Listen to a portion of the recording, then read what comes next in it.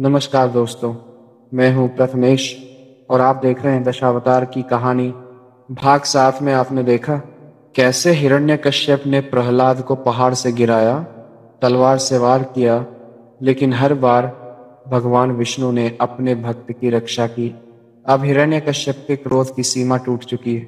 अब वो स्वयं अपने ही पुत्र का अंत करने निकल पड़ा है। क्या ये आस्था का अंत होगा या उसकी सबसे बड़ी परीक्षा? आइए जानते हैं नरसिंह अवतार की ये अगली कथा। होलिका की अग्नि, तलवार, पहाड़। हर प्रयास विफल हो गया। हिरण्यकश्यप की सत्ता डगमगा रही थी, लेकिन उसका अहंकार अब और भी भड़क चुका था। अब बहुत हो गया। उसने सिंहासन से उठते हुए कहा, अब मैं ही इस बालक को मारूंगा। ना कोई युक्ति, ना कोई और, स्वयं मैं। क्रोध से उसकी आंखें जल रही थीं। प्रहलाद को फिर से बुलाया गया, पर कोई सैनिक नहीं, कोई तंत्र नहीं। सामने खड़ा था खुद हिरण्यकश्यप। प्रहलाद अब भी शांत था। उसके होठों पर वही नाम, नारायण, नारायण।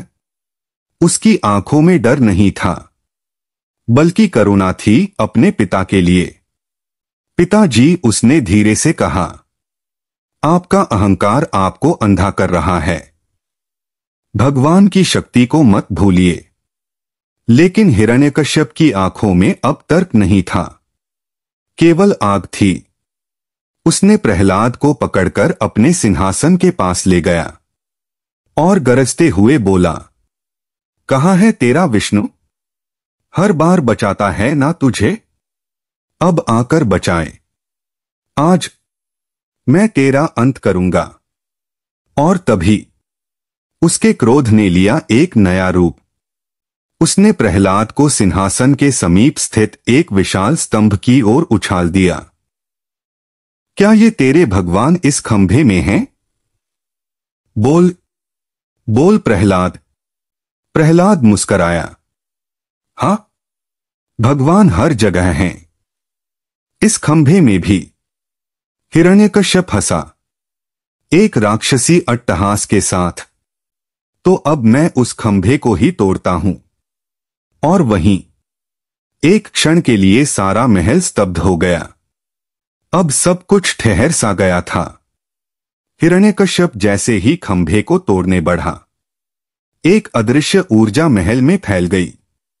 प्रहलाद की आंखों में आस्था थी और राक्षस की आंखों में डर की हल्की सी झलक। लेकिन अभी भगवान प्रकट नहीं हुए थे। क्या अब भगवान विष्णु प्रकट होंगे या खंबे से निकलेगा कोई अद्भुत रूप? जानिए अगले भाग में, नरसिंह अवतार भाग 9 में।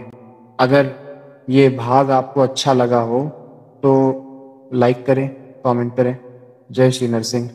और चैनल को सब्सक्राइब करना ना भूलें। जय श्री हरि।